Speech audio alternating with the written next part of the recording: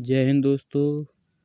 मैं मयंक गंगवार आपके लिए आज क्लास 9th के चैप्टर फर्स्ट हमारे आसपास के पदार्थ के कुछ इम्पॉर्टेंट एमसीक्यू टाइप के क्वेश्चन लेके आया हूँ।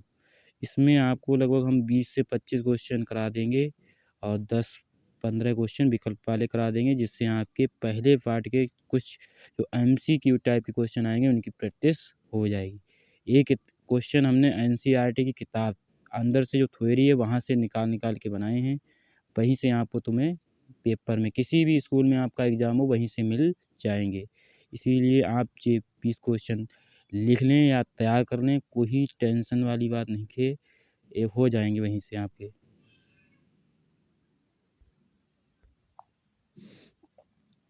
चलिए दोस्तों, तो हम स्टार्ट करते हैं। पहला क्वेश्चन जो हमारा है, दो विभिन्न पदार्थों का स्वतः मिलना कहलाता है। जैसे हमारे लिए उसने कोई दो पदार्थ दे दिए और वो पदार्थ आपस में रखे हुए रुके स्वतः मिल जाएं, तो इस क्रिया को हम क्या कहेंगे? इस क्रिया को हम कहेंगे विसरण। दो पदार्थों का स्वतः मिलना कहलाता है विसरण। अगर हम किसी भी कमरे के तापमान को बढ़ा दें, जैसे पहले 10 डिग्री सेंटीग्रेड था, बढ़ाकर हम 20 कर दें, तो विसरण क्रिया पर क्या प्रभाव पड़ेगा? दूसरा हमारा क्वेश्चन यही है कि गर्म करने पर विसरण हो जाता है, तो गर्म करने पर विसरण और तेज हो जाता है। विसरण एक क्रिया है, ठीक है। दो पदार्थों का स्वतः मिलना विसरण कहलाता है। अगर हम इसे गर्म करेंगे तो और तेज हो जाएगी। इस प्रकार हम तीसरे क्वेश्चन पे चलते हैं, जहाँ कह रहा क्वेश्चन कि शुष्क बर्फ है। शुष्क बर्फ हम किसे कहेंगे? शुष्क बर्फ, देखो किसी हम बर्फ के गर्म टुकड़े को शुष्क बर्फ नहीं कहेंगे। शुष्क बर्फ को अलग वैज्ञानिक भाषा में अलग कहा गया है। शुष्क बर्फ ठोस CO2 कहलाती है। देखो शुष्क बर्फ तुम्हें वहाँ देखने को मिलेगी जहाँ पे जो पर्वत पर लोग बर्फबारी होती है वहाँ पे चलते हैं, रहते हैं, उसी को शुष्क बर्फ कहते हैं। वो बर्फ नहीं होती है, वो CO2 गैस शुष्क हो जाती है, तब वो जमकर सफ़ेद सफ़ेद रूप की बर्फ की तरह गिरने लगती है, वही शुष्क बर्फ होती है। तापमान मापने की SI इकाई। तापमान मापने की SI इकाई। तापमान मापने की 3 पैमाने बनाएंगे, 3 इकाइयाँ हैं, डिग्री सेंटीग्रेड, डिग्री फ़ारेनहाइट और केल्विन। लेकिन जो केल्विन है, तापमान मापने की SI प्रणाली में तापमान मापने की जो मात्रक बनाया गया है उसे हम केल्विन कहेंगे। उसे कैसे प्रदर्शित करते हैं? LPG की फुल फॉर्म क्या है? जो हम सिलेंडर में घर पे खाना बनाने के लिए सिलेंडर में गैस प्रयोग करते हैं, वो LPG गैस भरी हुई होती है।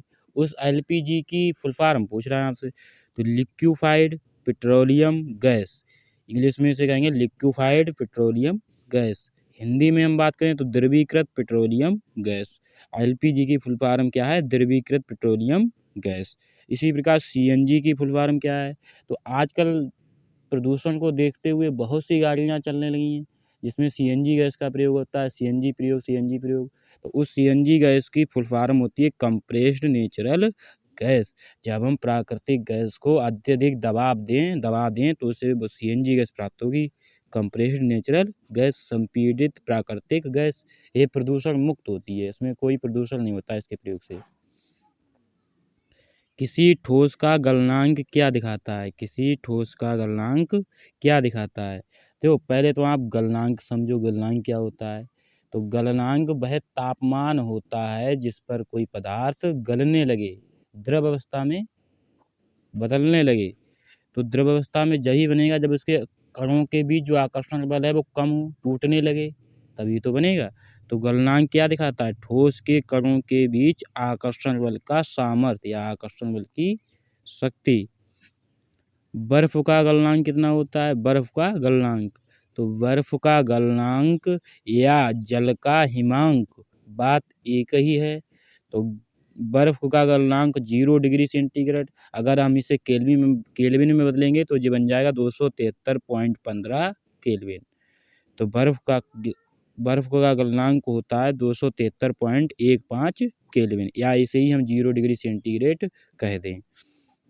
इसी प्रकार जल का क्वथनांक कितना है? जल का क्वथनांक, तो क्वथनांक उसे कहेंगे जब कोई द्रव वाष्प में बदलने लगे, वाष्प अवस्था में बदलने लगे वह तापमान, तो तुम्हारा जल का क्वथनांक हो जाएगा 100 डिग्री सेंटीग्रेड, क्योंकि 100 डिग्री सेंटीग्रेड पर जल उबलने लगता है और वाष्प में बदलने लगता है। जल का हिमांक कितना होगा? तो 0 डिग्री सेंटीग्रेड, क्योंकि 0 डिग्री सेंटीग्रेड पे ही बर्फ जमता है, और अगर 0 डिग्री सेंटीग्रेड कर देंगे तो ऊपर कर देंगे तो बर्फ़ पिघलने भी लगेगा, और 0 डिग्री सेंटीग्रेड पर जल जमने ही लगेगा। इस प्रकार बर्फ़ का जो गलनांक है वो 0 डिग्री सेंटीग्रेड और जल का हिमांक है वो 0 डिग्री सेंटीग्रेड। अच्छा, ये तुम्हारा अवस्था परिवर्तन से आगे क्वेश्चन है 11वां, कि गैस से सीधे ठोस बनने की प्रक्रिया क्या है? निक्षेपण कहलाती है। अगर कोई पदार्थ आपको गैस अवस्था में दिया है, अगर उससे वो द्रव नहीं बन रहा है, ठोस सीधे ठोस बन रहा है, तो इस क्रिया को निक्षेपण कहेंगे। वैसे अधिकांश जो तत्व हैं वो गैस से पहले द्रव बनेंगे, द्रव से ठोस बनेंगे, लेकिन कुछ तत्व ऐसे भी हैं जो गैस से सीधे ठोस बन जाते हैं, तो इस क्रिया को क्या कहते हैं? निक्षेपण। किसी भी पदार्थ की अवस्था परिवर्तन के दौरान तापमान कैसा रहता है? तो एक कॉन्सेप्ट समझना होगा। जैसे जल का क्वथनांक 100 डिग्री सेंटीग्रेड है, तो 100 डिग्री सेंटीग्रेड होने पर जल वाष्प में बदलने लगता है, लेकिन जो उसका टेम्परेचर होता है, तापमान होता है, वो 100 ही रहता है। क्यों? और कितना भी हम तब नीचे से आग बढ़ा दें, तापमान बढ़ा दें, तो जो अवस्था परिवर्तन के दौरान तुम्हारा जो टेम्परेचर समान रहता है वो तो समान रहेगा ही, और जो अतिरिक्त ऊष्मा आप दे रहे हैं, जैसे टेम्परेचर तो नहीं बढ़ेगा, लेकिन अवस्था परिवर्तन के लिए उपयोगी होगी, वही तो अवस्था परिवर्तन करेगा, और जो तुम्हारा तापमान है उस अवस्था का वो उतना ही रहेगा। तो किसी भी पदार्थ की अवस्था परिवर्तन के दौरान जो तापमान रहता है वो कैसा रहता है? स्थिर रहता है या समान रहता है? पदार्थ के कण होते हैं, पदार्थ के कण होते हैं। देखो कोई सा भी पदार्थ ले लो आप, जैसे जल, जल तो यौगिक है, कोई सा भी पदार्थ ले लो अपने इच्छा अनुसार, तो जो तुम्हारे उसके कण होते हैं, कण, वो हमेशा गतिशील रहते हैं। जैसे जल ही ले लो, उसमें जो तुम्हारा कण होगा, अणु होगा H2O, वो हमेशा एक दूसरे से गतिशील रहेंगे, कभी एक पास बैठे नहीं रहेंगे। पदार्थ के कण कैसे होते हैं? गतिशील। अगर हम सतह का क्षेत्रफल बढ़ाने पर, सतह का क्षेत्रफल बढ़ा दें तो बाष्पीकरण की दर बढ़ जाएगी या घट जाएगी? तो देखो आप इस प्रकार देखो, यदि हम एक कटोरी में जल लें और उसे तालाब में जल लें, तो तालाब में बाष्पीकरण अधिक होगा या कटोरी वाले जल का? तो तालाब का बाष्पीकरण अधिक होगा। क्यों होगा? क्योंकि उसका क्षेत्रफल अधिक है, सतह का क्षेत्रफल अधिक है। तो यदि हम सतह का क्षेत्रफल बढ़ा देंगे तो बाष्पीकरण की दर बढ़ जाएगी। अब तापमान वृद्धि से बाष्पीकरण की दर कैसे प्रभाव पड़ेगा? तो देखो तापमान वृद्धि पर भी, जैसे जैसे हम तापमान बढ़ाएंगे, टेम्परेचर बढ़ाएंगे, तो भाप बनने की प्रक्रिया तेज होगी, बाष्पीकरण की दर बढ़ जाएगी। तो बाष्पीकरण की दर बढ़ जाएगी।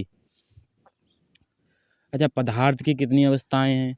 पदार्थ की 5 अवस्थाएं मानी गई हैं। देखो पदार्थ की जो शुरुआत में जो अवस्थाएं मानी गई थी वो तो 3 ही मानी गई, लेकिन परंतु किंतु 2 अवस्थाएं और खोज ली गई बाद में। जो नई अवस्थाएं हैं वो चौथी अवस्था है प्लाज्मा, और 5वीं अवस्था है बोस आइंस्टीन कंडेंसेट। प्लाज्मा और बोस आइंस्टीन कंडेंसेट। तो आप लोग पदार्थ की कितनी अवस्थाएं हैं? तो पदार्थ की 5 अवस्थाएं हैं। इन पांचों अवस्थाओं को बताने के लिए आप कमेंट बॉक्स में लिख देंगे कि कितनी अवस्थाएं हैं, पांचों के नाम लिख देंगे, जिससे मुझे भी पता लगे कि तो आप देख रहे हैं या नहीं देख रहे हैं। उच्च तापमान के कारण तारों में बनता है। देखो हमने कुछ जब जियोग्राफी पढ़ाया था कॉलेज में, स्कूल में, तो स्कूल में हमने जियोग्राफी पढ़ाई थी, उसमें तारों का बनना बताया था। उसी में हमने बताया कि हाइड्रोजन से हीलियम, हाइड्रोजन से हीलियम जो बनता है वो किस अवस्था में रहता है? सूर्य में। तो सूर्य में जो हाइड्रोजन से हीलियम बनता है वो प्लाज्मा अवस्था में रहता है। तो उच्च तापमान के कारण ही तारों में क्या बनता है? प्लाज्मा बनता है। अच्छा, एक क्वेश्चन आपका यहाँ से बन सकता है संहति, क्योंकि एनसीईआरटी बुक में द्रव्यमान को उन्होंने क्या लिख दिया? संहति। संहति का मात्रक क्या है? तो संहति का एसआई जो मात्रक लिया गया है वैज्ञानिकों द्वारा वो किलोग्राम लिया गया है, जिसे हम केजी लिखते हैं, किलोग्राम। ऊर्ध्वपतित होने वाले पदार्थ हैं। ऊर्ध्वपतित, तो सबसे पहले हम ऊर्ध्वपातन समझेंगे। तो जिस प्रकार हमने निक्षेप पर पाया था गैस से डायरेक्ट ठोस बनना, गैस से डायरेक्ट सॉलिड बनने की जो प्रक्रिया है वो क्या कहलाएगी, निक्षेपण। परंतु जो सॉलिड है, सॉलिड से हम डायरेक्ट गैस बना दें तो वो प्रक्रिया क्या कहलाएगी, ऊर्ध्वपातन। कोई पदार्थ सॉलिड अवस्था में है, सॉलिड स्टेट में है, अगर हम उसको गर्म करें वो द्रव ना बने, डायरेक्ट चेंज हो जाए गैस स्टेट में, तो हम उसे क्या कहेंगे, उस घटना को क्या कहेंगे, तो उस घटना को हम कहते हैं ऊर्ध्वपातन। ऐसे ऊर्ध्वपातित होने वाले बहुत से पदार्थ हैं, लेकिन हम 3 यहाँ पे बता दे रहे हैं आपको। एक तो कपूर है आपका, नौशादर और अमोनियम क्लोराइड। देखो कपूर आपने, अगर आप हिंदू धर्म को मानते हैं, पूजा करते हैं, हवन-ववन करते हैं, तो वहाँ पे कपूर का प्रयोग होता है। तो कपूर को अगर हम जला कर रखेंगे तो वो डायरेक्ट गायब हो जाएगा, द्रव नहीं बनेगा, ठोस से डायरेक्ट गैस में बदल जाए, भाप बन जाएगा। ठीक है, तो कपूर आपका ऊर्ध्वपातित होने वाला पदार्थ यानी ऊर्ध्वपातित पदार्थ है। तो ये आपके 20 क्वेश्चन मैंने प्रैक्टिस के लिए दिए थे। अगर आपको अगर ये PDF के रूप में चाहिए तो मेरा व्हाट्सअप नंबर है, वो आप लिख लीजिए, व्हाट्सअप मुझे कर दें, मैं उस पर सेंड कर दूँगा PDF ये वाली। तो आप यहाँ पे लिख लें व्हाट्सअप नंबर 63 98 97 8104, इस पर मैं आपको सेंड कर दूँगा। ठीक है।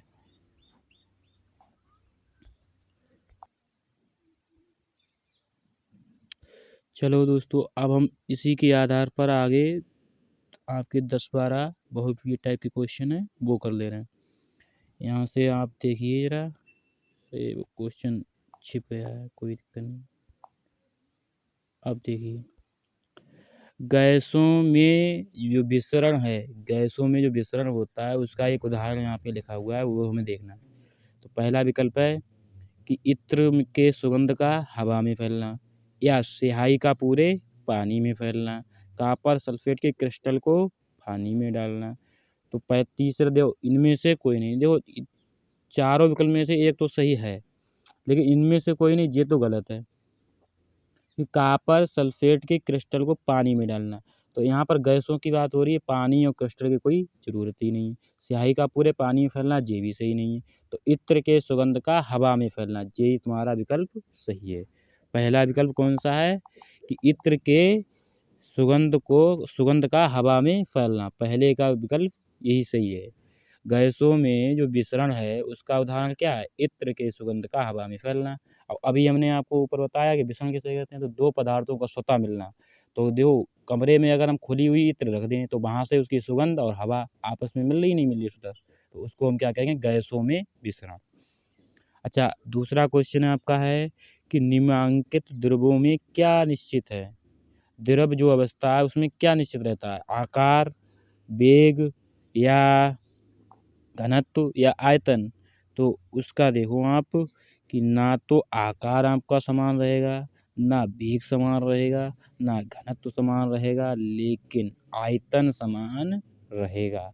क्योंकि किसी भी द्रव को आप किसी भी बर्तन में रखिए तो वहाँ से उसका आकार बदल जाता है, लेकिन जितना भरेंगे वही तो उसका आयतन होता है, वो समान रहेगा।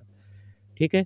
तो किस अवस्था में अणुओं की ऊर्जा अधिकतम होती है, अणुओं की ऊर्जा मतलब जो अणु हैं पास पास जो चल रहे हैं उन अणुओं के बीच की ऊर्जा किसके बीच अधिकतम होगी, तो जो जो अधिक दूर तक घूमेंगे उन्हीं की तो गतिज ऊर्जा अधिक होगी। तो यहाँ से आपका ठोस नहीं होगा, द्रव नहीं होगा, लेकिन गैस, गैस के अणुओं की ऊर्जा सबसे अधिक होती है। अच्छा, चौथा आपका विकल्प है कि पदार्थ की किस अवस्था में अंतराणिक बल प्रबलतम होता है। पदार्थ की 5 अवस्थाएं हैं, उन पाँचों अवस्थाओं में सबसे अधिक बल अणुओं के बीच कौन सी अवस्था में लगेगा, तो अणुओं के बीच अवस्था, जो अणु पास पास होंगे उन्हीं को तोड़ने के लिए अधिक ऊर्जा लेनी पड़ेगी, उन्हीं के बीच बल भी अधिक होगा। तो यहाँ से आपका पहला ऑप्शन ठोस, ठोस हो जाएगा। कौन सा, ठोस। अच्छा, जल का क्वथनांक, तो जल का क्वथनांक हम बता चुके हैं 100 डिग्री सेंटीग्रेड, लेकिन यहाँ पे आपका देखो जो चौथा विकल्प है वो 373 डिग्री सेंटीग्रेड है। अगर यहाँ पे 373 केल्विन कर देता तो सही हो जाता, लेकिन यहाँ पे अगर हम विकल्प के हिसाब से देखें तो 100 डिग्री सेंटीग्रेड ही सही है आपका। जल का क्वथनांक कितना है? 100 डिग्री सेंटीग्रेड। इसके बाद छठा कह रहा है 300 केल्विन तापमान बराबर है। तो यहाँ हम आपको यहाँ पे ये सूत्र लगा के हल करेंगे इसे। ये आपका सूत्र है एक, केल्विन तापमान बराबर गंजा, ऐसे ही लिख दे रहे चलो, केल्विन बराबर हो जाएगा 273 प्लस डिग्री सेंटीग्रेड। अगर हम केल्विन के तापमान को बदलना, डिग्री सेंटीग्रेड को केल्विन में बदलेंगे तो 273 जोड़ देंगे, 273 हम जोड़ देंगे। देखो किस प्रकार जोड़ेंगे,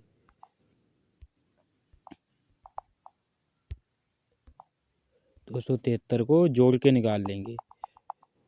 तो 300 डिग्री केल्विन तापमान बराबर, तो हमें केल्विन को सेंटीग्रेड में बदलना है, तो केल्विन को सेंटीग्रेड में बदल लेंगे आराम से। देखो कैसे बदलेंगे, यहाँ से हमें केल्विन का तापमान दिया, डिग्री सेंटीग्रेड में बदलना है, तो डिग्री सेंटीग्रेड बराबर हो जाएगा जो केल्विन का तापमान दिया है उसमें से हम 273 घटा देंगे, माइनस कर देंगे 273, बड़ा लिख जाता है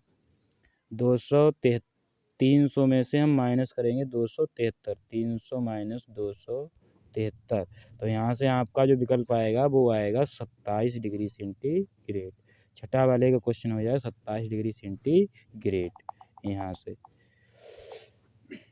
अच्छा, इसी प्रकार सातवां जो विकल्प है 473 डिग्री तापमान बराबर होगा, तो इसमें हम 273 जोड़ देंगे, तो 273 जब जोड़ेंगे तो 3 3 6 और 273 7 7 14 4 3 6, यानी आपका जो दूसरा वाला विकल्प है वो सही जाएगा आपका यहाँ से। दूसरा वाला विकल्प ये है, दूसरा विकल्प कौन सा है? 676 केल्विन, 676 केल्विन वाला विकल्प आपका सही है, सातवें का। अच्छा, इत्र की गंध दूर तक किस कारण, ये तो रिपीट हो गया भाई, विसरण। 0 डिग्री सेंटीग्रेड पर जल की भौतिक अवस्था क्या होगी? ठोस, क्योंकि बर्फ होता है, बर्फ तो ठोस हो जाएगा। अच्छा, शुष्क बर्फ क्या है? शुष्क बर्फ हम किसे कहेंगे? तो शुष्क बर्फ आपकी हो जाएगी ठोस CO2, ठोस कार्बन डाइऑक्साइड। पदार्थ के कणों के बीच उपस्थित आकर्षक बल को क्या कहते हैं? अंतराण्विक बल, अंतराण्विक बल। बाष्पीकरण की गुप्त ऊष्मा, देखो ये क्वेश्चन था कि अगर हम किसी वस्तु की अवस्था परिवर्तन के दौरान जो आपका तापमान है वो स्थिर क्यों रहता है? तो इसीलिए स्थिर रहता है, तो जो तापमान स्थिर रहता है वो गुप्त ऊष्मा के रूप में बन जाता है। यहाँ से चौथा विकल्प सही चला जाएगा कि क्वथनांक पर 1 किलोग्राम द्रव को वाष्पित होने में जो ऊष्मा खर्च होती है उसे हम क्या कहेंगे? गुप्त ऊष्मा। क्वथनांक पर 1 किलोग्राम द्रव को वाष्पित होने में अवशोषित ऊष्मा को हम क्या कहेंगे? वाष्पीकरण की गुप्त ऊष्मा। चलो बच्चों, अच्छा अब हम थोड़ा और टफ क्वेश्चन इसमें से करके देखें जहाँ से हमारे विकल्प बन सकते हैं। देखो, सामान्यतः पदार्थ की 3 अवस्थाएं होती हैं, ठोस, द्रव, गैस। पदार्थ की इन अवस्थाओं के कुछ गुण हैं, वो हमें नीचे दिए गए हैं। तो पहले में दिया है कि ठोसों एवं द्रवों की तुलना में गैसों की संपीड़ितता काफ़ी कम होती है। दूसरे में कह रहा है कि द्रव में ठोस, द्रव, गैस तीनों का मिश्रण संभव है।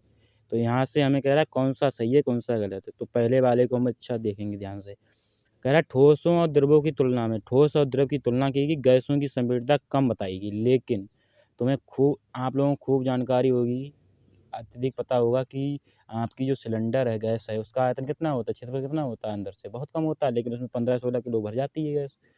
गैस को कितना भी दबा दें हम, बहुत दबा सकते हैं, संपीड़ितता उसकी बहुत अधिक होती है, लेकिन यहाँ पे कह रहा है कि ठोसों एवं द्रवों की तुलना में जो गैसों की संपीड़ितता है वो काफ़ी कम होती है, इसीलिए ये वाला तो विकल्प भाई आपका गया गलत, पहला वाला पॉइंट। दूसरे में कह रहा है द्रव में ठोस और द्रव, गैस तीनों का मिश्रण संभव है, ये सही है, तो केवल दूसरा विकल्प सही है आपका। कौन सा? केवल दूसरा विकल्प, और बाकी 2 विकल्प, पहला वाला गलत है, बी वाला विकल्प सही है, केवल 2। आगे देखें, दूसरा क्वेश्चन है कि बर्फ और उस पर तापमान परिवर्तन के प्रभाव के संबंध में निम्नलिखित कथनों पर विचार कीजिए। निम्नलिखित कथनों पर विचार करें। पहला कह रहा बर्फ का गलनांक 273 केल्विन होता है, तो ये तो गलत है भाई। आपका हमने बताया बर्फ का गलनांक कितना होता है। गलनांक आपका बर्फ का होगा 0 डिग्री सेंटीग्रेड या 273, वहाँ पे 373 बता रहा है, तो पहला विकल्प पहला पॉइंट गलत है।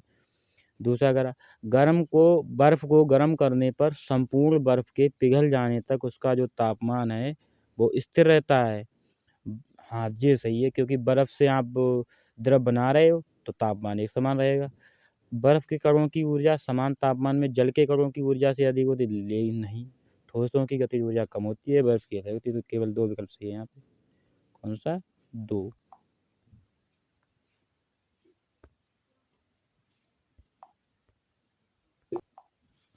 अच्छा, अगला क्वेश्चन है आपका, निम्नलिखित में से तापमान का अस्थायी मात्रक कौन सा है? तो ये तो देखो भाई, मैं नहीं बताऊंगा, 3-4 बार बता चुका हूँ, फिर भी आप देख लें कौन सा विकल्प सही है और कमेंट करें। फ़ारेनहाइट, केल्विन, पास्कल या सेल्सियस। तापमान का अस्थायी मात्रक क्या है? बी ऑप्शन सही है, देख लेना अपने आप। कह रहा है किसी ठोस पदार्थ के द्रव में परिवर्तित हुए बिना सीधे गैसीय अवस्था में परिवर्तित हो जाना क्या कहलाता है? आपका यहाँ पे हो जाएगा ऊर्ध्वपातन, विकल्प सी सही है। इसके बाद कह रहा है वैज्ञानिकों ने पदार्थ की चौथी पांचवी अवस्था के क्रम से प्लाज्मा और बोस-आइंस्टीन कंडेंसेट को प्राप्त किया है। इनके बीच में हमें कुछ विकल्प दिए गए हैं, कौन से सही हैं? तो फ्लोरेसेंट ट्यूब और नियॉन बल्ब में प्लाज्मा होता है, ये पूछ रहा है। सूर्य और तारों की चमक पदार्थ की पांचवी अवस्था के कारण होती नहीं। सूर्य और तारों में क्या पाया जाता है? प्लाज्मा। यहाँ से केवल विकल्प एक सही है। कौन सा? विकल्प एक।